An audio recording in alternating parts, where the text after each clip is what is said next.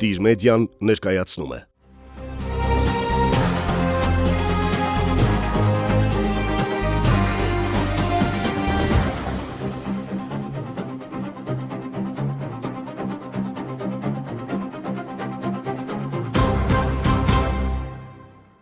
Ողջույն սիրելի հետևորդներ, Տիր մեդիայի եթերում հարցեր ապագայից հաղորդումն է։ Ես Նիկա Իսրայելյանն եմ եւ այսօր ես ու իմ հասակակիցները փորձելու ենք ստանալ այն հարցերի պատասխանները, որոնցից կախված է մեր վաղվա օրը։ Մենք ուզում ենք հասկանալ, ինչպիսին է լինելու մեր ապագա Հայաստանը, որքանով է այն լինելու անվտանգ, արդար եւ հզոր։ Այսօր մենք խոսելու ենք ամենակարևորի մասին՝ առաջիկա ընտրություններից մինչև մեր երկրի առջև ծառացած այս մեծ մարտահրավերները։ Այսօր մենք հյուրընկալվել ենք ազգային ժողովրդավարական բևեռի խորհրդի անդամ ազատամարտիկ Ժիրայր Սեֆիլյանին։ Պարոն Սեֆիլյան, շնորհակալ ենք, որ համաձայնեցիք հանդիպել մեզ հետ եւ պատասխանել հենց երիտասարդներին հուզող հարցերին։ Ես էլ եմ շնորհակալ։ Թե ինչ, սկսեցինք։ Խնդրեմ։ Ինչպիսին եք դուք 14 տարեկանում եւ ինչ երազանքներ ունեիք։ 14 տարեկանում բադանի էի բادرազմի ժամանակների եւ միաժամանակ ունենալով երազ դե երբ ենք Հայաստան վերադառնալու։ Եղել է ձեր կյանքում մի բեկումնային պահ, որն ամբողջությամբ փոխել է ձեզ։ Կարող եմ ասել Արցախյան բادرազմի մասնակցությունը այդ բادرազմի դարիները շատ բան փոխել են իմ մեջ։ Ունեցել եք վախեր, որոնք ստիպված եք եղել հաղթահարել։ Բնականաբար ամեն բանական մարդ ունենում է վախեր, հենց չվախենալը գայանում է նրա մեջ, որ պիտի կարողանաս հաղթահարել վախը։ Ինչն է ձեզ ուժ տալիս չհանձնվելու նույնիսկ ամենադժվար պահերին։ Հավանաբար անելիքի արդար լինելու հանգամանքը եւ անելիքի սպասելիք արդյունքի մարդկության, մարդոց, մեր ժողովրդին օգուտ տալու հանգամանքը։ Ո՞րն է ձեր ամենասիրելի կենդանին եւ ինչ դեր ունեն կենդանները ձեր կյանքում։ Աստծո ստեղծած ամեն ինչ ունի իր յուրահատուկ գեղեցկությունը, բնականաբար ընտանի կենդանիներից չեմ ուզում որևէ կենդանի առանձնացնել, մոդիկ եմ կենդանիների հետ։ Ինչ է ձեզ համար նշանակում արժանապատվություն բառը։ Արժանապատվություն բառը նշանակում է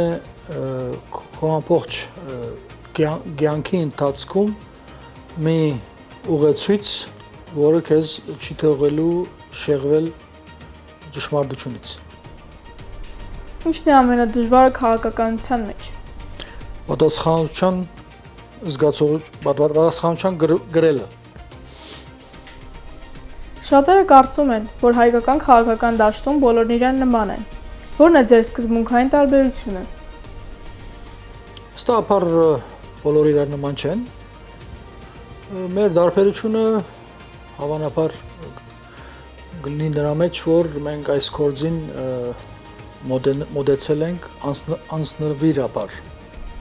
Ունեք սխալներ, որոնց համար այսօր զղջում եք։ Ստապար բազմաթիվ սխալներ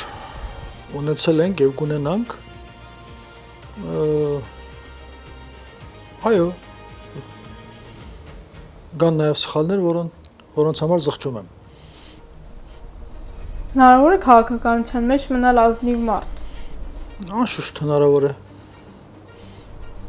Այսօր Հայաստանում կա իրական խոսքի ազատություն։ Իրական խոսքի ազատություն չկա։ Ինչ կպատասխանեք այն մարդկանց, ովքեր վերջնականապես հիասթափվել են ընդդիմությունից։ Դրանց կպատասխանեի ասելով, որ գուցե նրանք մտնեն քաղաքական բայկարի դաշտ եւ իրենք փորձեն վերցնել պատասխանատվություն գործ առաջ մղելու։ Ինչպիսի Հայաստան եք ուզում տեսնել 10 տարի հետո։ Առաջնահերթորեն շատ ավելի ապահով, դարածքային իմաստով վստահաբար մի քիչ ավելի մեծացած եւ երկրեն ներս հնարավորինս արդար նիստուկած։ Այսօր ինչն է ձեզ ամենաշատը մտահոգում երկրի ապագայի հարցում։ Հայկական պետության բացակայությունը։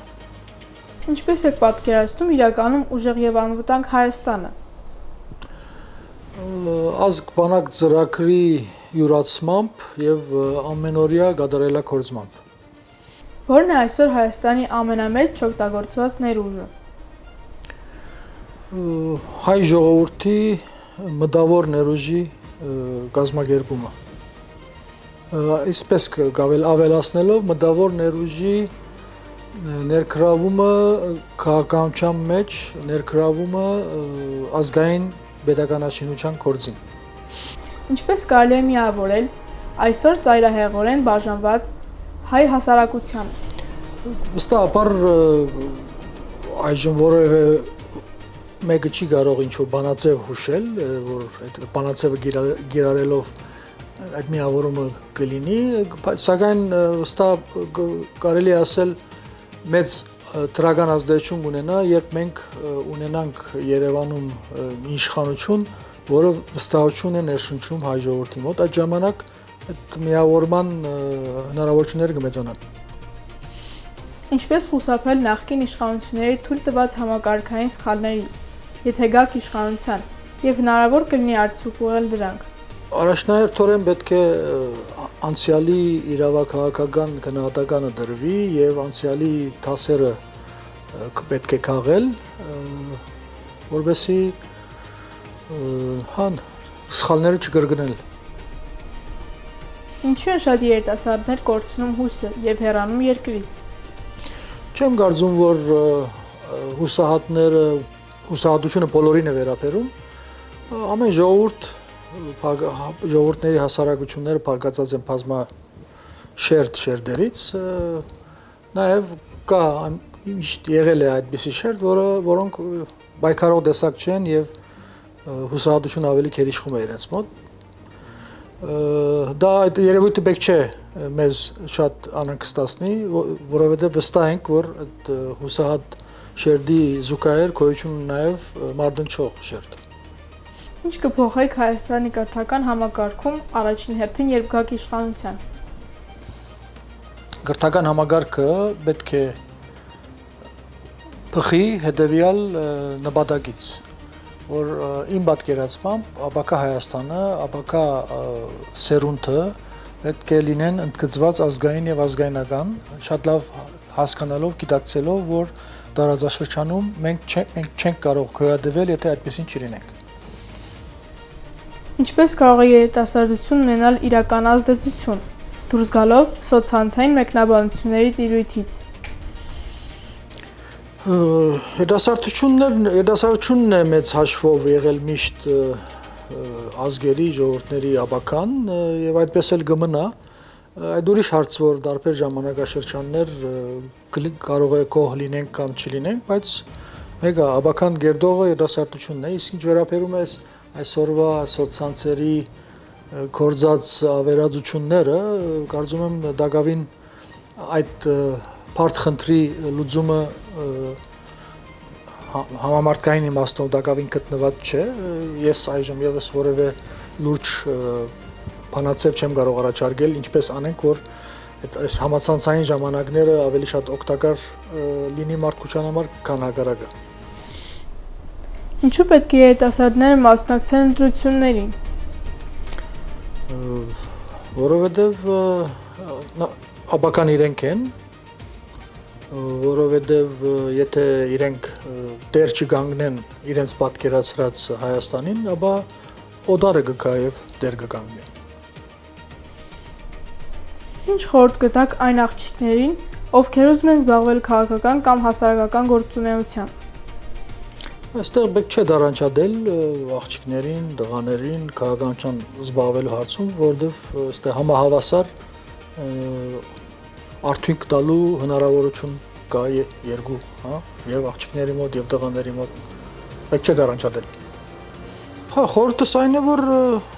ուրախալի է, ինչքան երիտասարդությունը շուտ եւ շատ դատախվի քաղաքականության, դա միայն ուրախալի է եւ դա դեպի առողջացում դանող երևույթ է։ Եթե երիտասարդը մտածում է արտագաղթելու մասին, ինչ կասեք նրան։ Դա իմ համար ամենացավալի երևույթներից մեկն է եւ ես նույնիսկ Սպիրկում ծնվելով եւ այս դեպքում Լիբանանի պատերազմի ժամանակ շատեր երբ արտագաղթում էին, մեր մոտ կար մի կարծրատիպ, որ եթե պիտի դուրս գանք Լիբանանից, ապա մի տեղ ունենք գնալու, դա Հայաստանն է։ Իմ համար շատ